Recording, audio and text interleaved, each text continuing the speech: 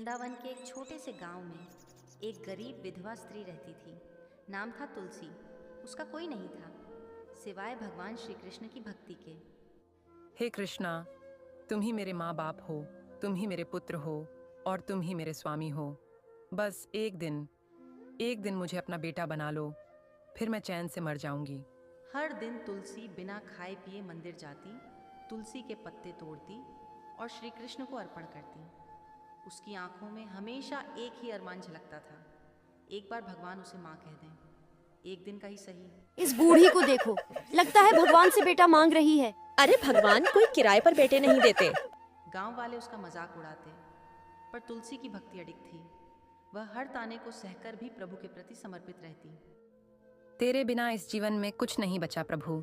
हर दिन तेरे लिए तुलसी तोड़ती हूँ, क्या तू मेरी पुकार नहीं सुनता? उधर द्वारका में भगवान श्री कृष्ण रुक्मिणी के साथ बैठे थे, पर उनकी चेतना में तुलसी की पुकार गूंज रही थी। उन्होंने अपने हृदय की गहराइयों से उस भक्ति की पुकार को सुन लिया। रुक्मिणी, आज मेरी एक भक्त मुझे माँ समझकर एक दिन का पुत्र मांग रही है। प्रभु, माँ की ममता और भक्त की भावना से बड़ा कुछ नहीं। जाइए, उसे अपना पुत्र बनकर एक दिन का सुख दीजिए। अगली सुबह तुलसी के जीवन में कुछ अलौकिक घटा। जैसे ही उसने अपने झोपड़ी का दरवाजा खोला, वहां एक दिव्य बालक खड़ा था, सूरज की किरणों जैसा तेज लिए हुए। माँ, क्या मैं तुम्हारा बेटा बन सकता हूँ? बेटा, तू मुझे माँ कह रहा है?